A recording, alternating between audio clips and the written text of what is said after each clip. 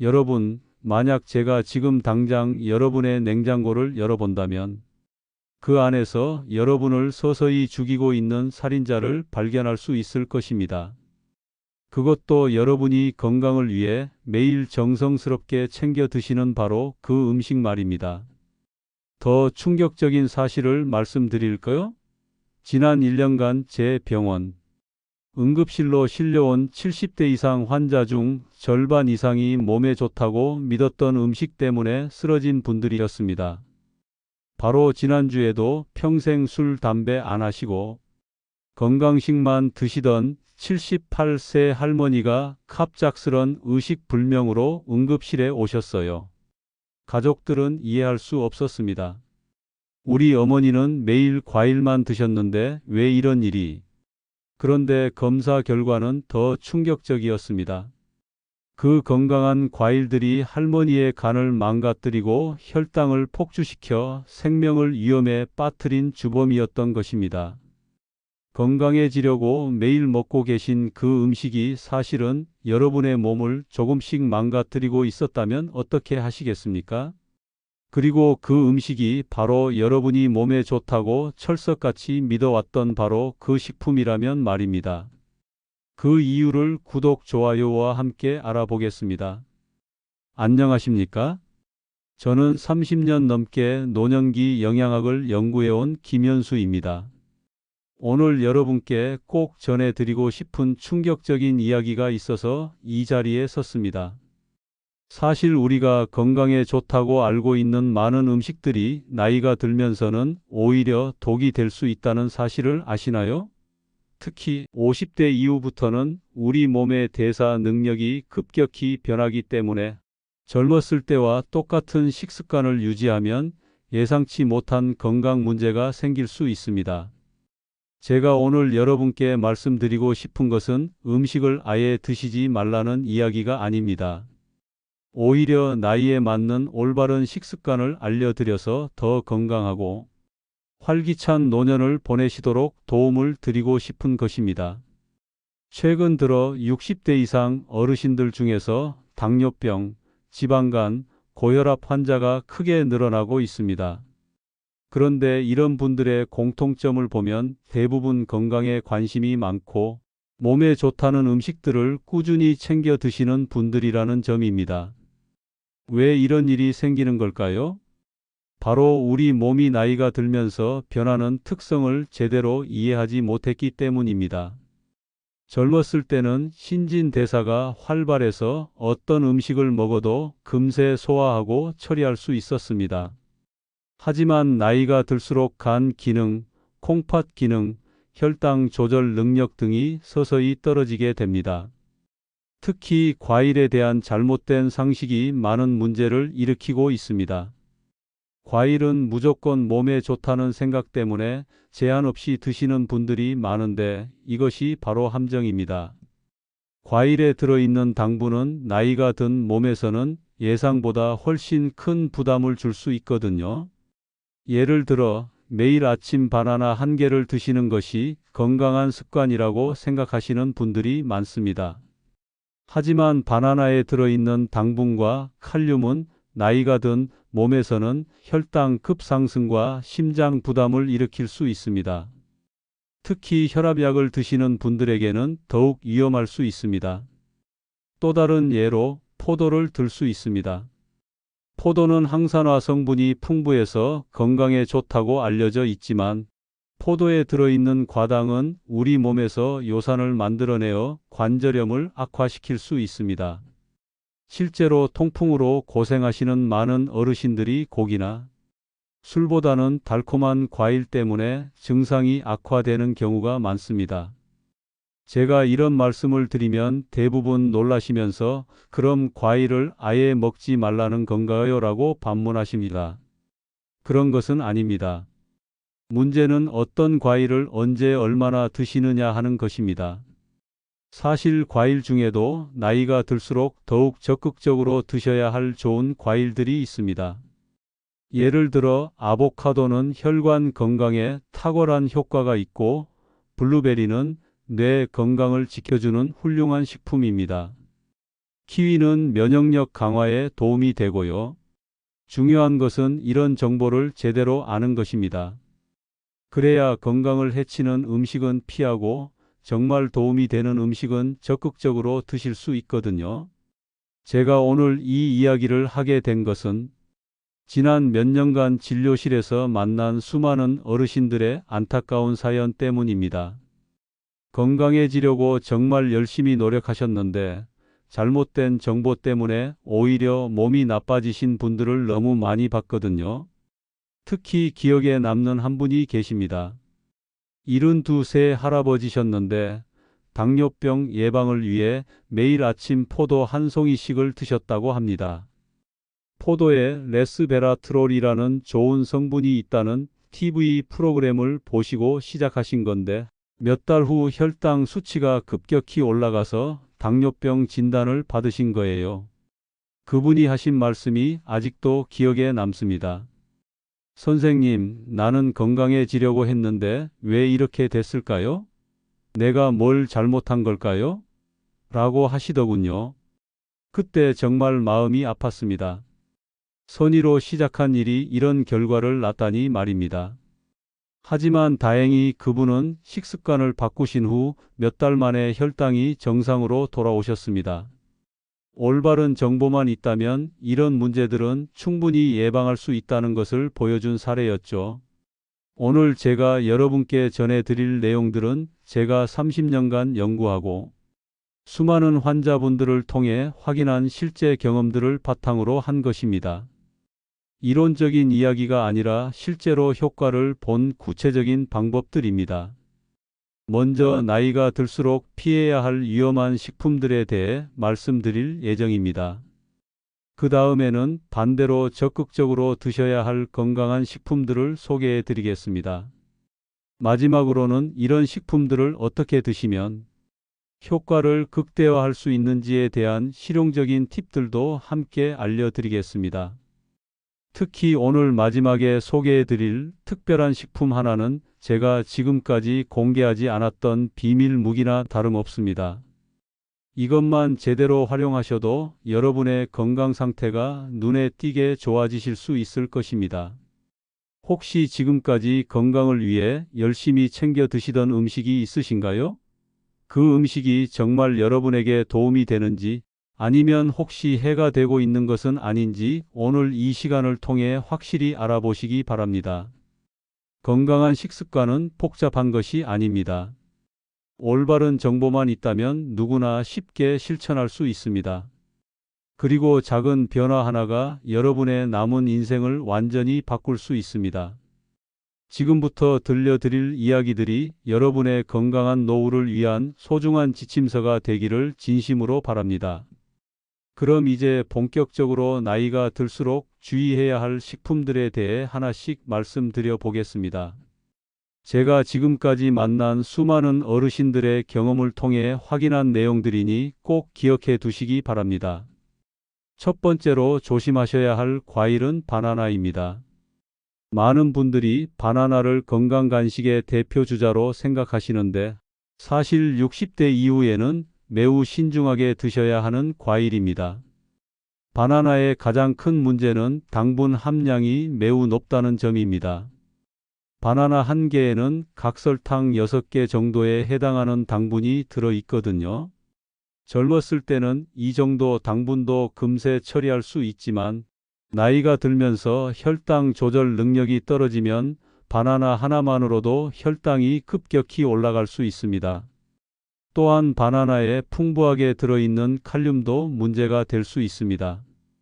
젊었을 때는 칼륨이 나트륨 배출을 도와주는 좋은 성분이지만 콩팥 기능이 떨어진 상태에서는 오히려 부담이 됩니다. 특히 혈압약을 드시는 분들은 더욱 조심하셔야 합니다. 실제로 제가 만난 한 할아버지는 매일 아침 바나나 2개를 드시다가 심장 부정맥으로 응급실에 실려 가신 적이 있습니다. 다행히 큰 문제는 없었지만 바나나를 끊으신 후에는 그런 증상이 다시 나타나지 않았습니다. 두 번째로 주의하셔야 할 과일은 포도입니다. 포도는 한번 먹기 시작하면 멈추기 어려운 과일이죠. 그런데 바로 이 점이 문제입니다. 포도에 들어있는 과당은 우리 몸에서 요산이라는 물질을 만들어내는데 이 요산이 관절에 쌓이면 통풍을 일으킬 수 있습니다. 많은 분들이 통풍은 고기나 술 때문에 생긴다고 알고 계시지만 사실 단맛이 강한 과일도 큰 원인 중 하나입니다.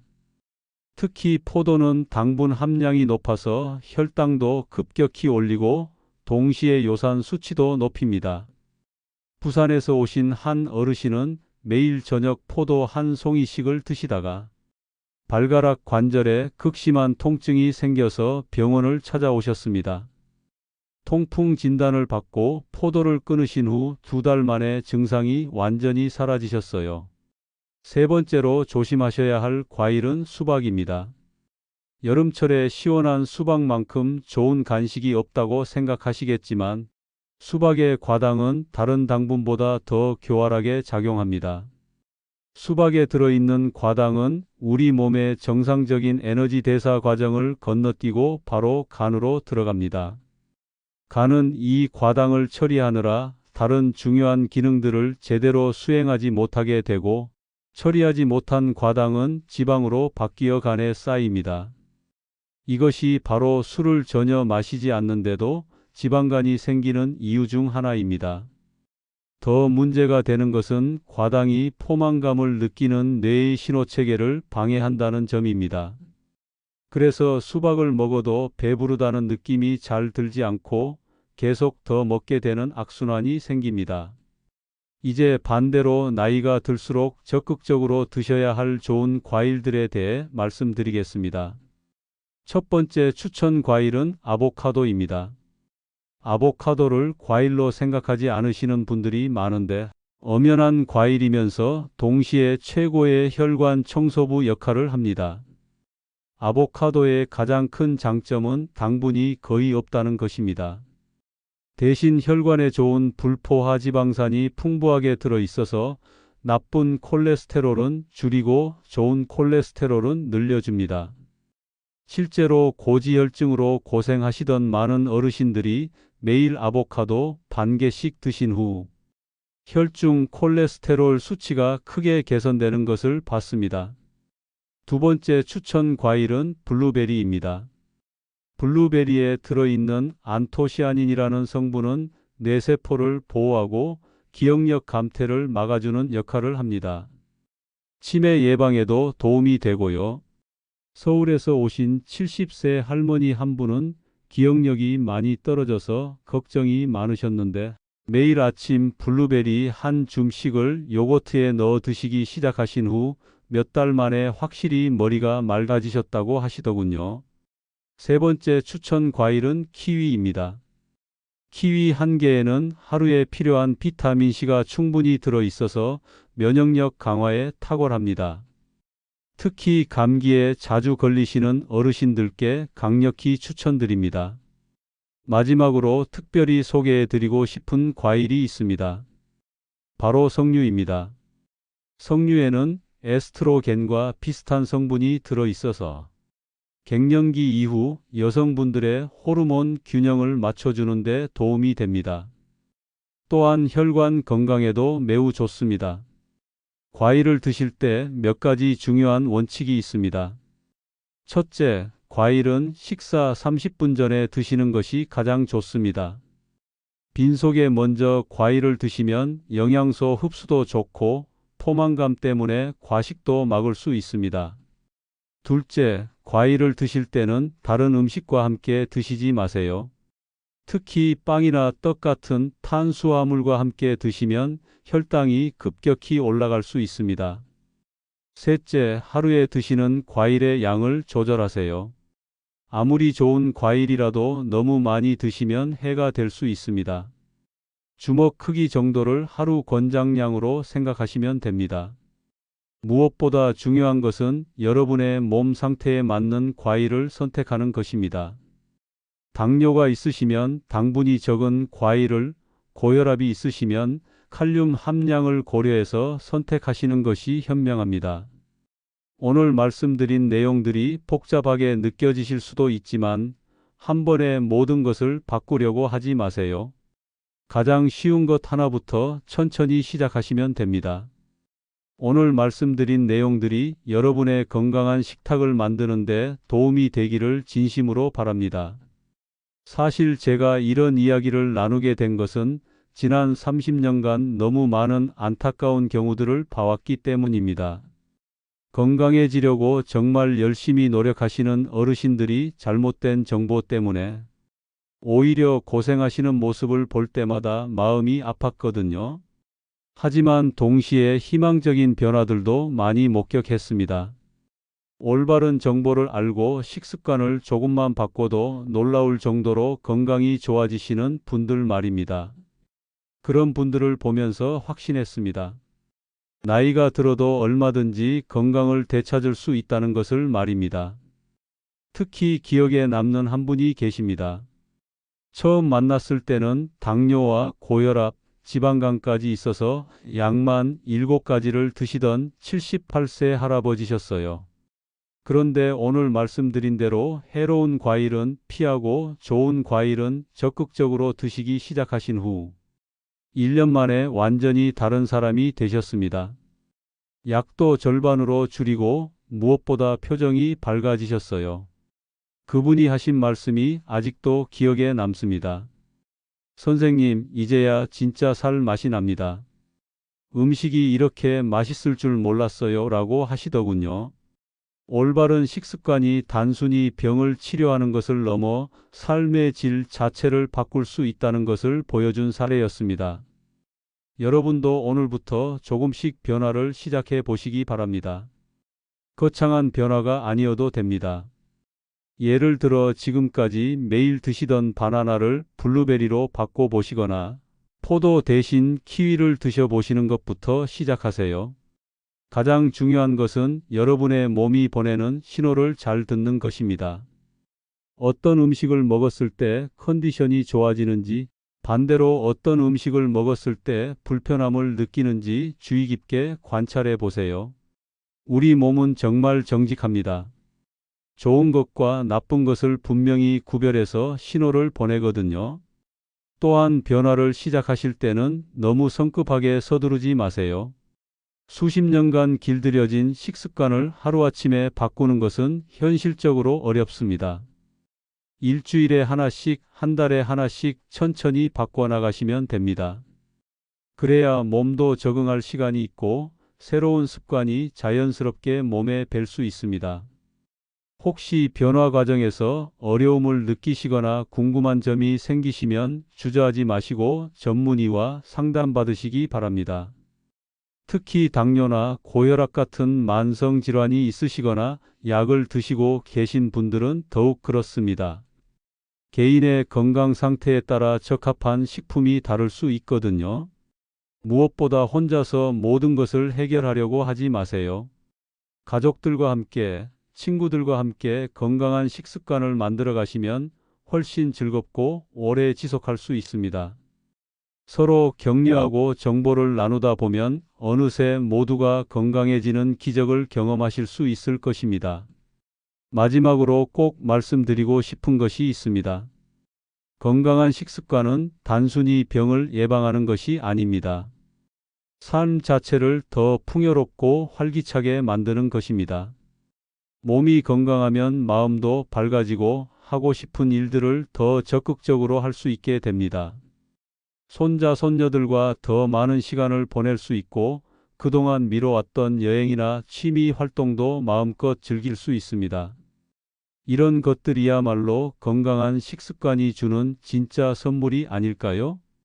여러분의 나이는 단순한 숫자가 아닙니다. 지금까지 쌓아온 경험과 지혜의 증거입니다. 그 소중한 경험과 지혜를 바탕으로 이제는 더 현명한 식습관을 만들어 가시기 바랍니다.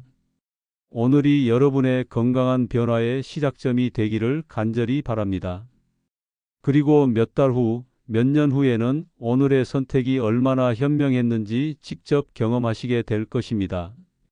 여러분의 나이는 단순한 숫자가 아닙니다. 지금까지 쌓아온 경험과 지혜의 증거입니다. 그 소중한 경험과 지혜를 바탕으로 이제는 더 현명한 식습관을 만들어 가시기 바랍니다.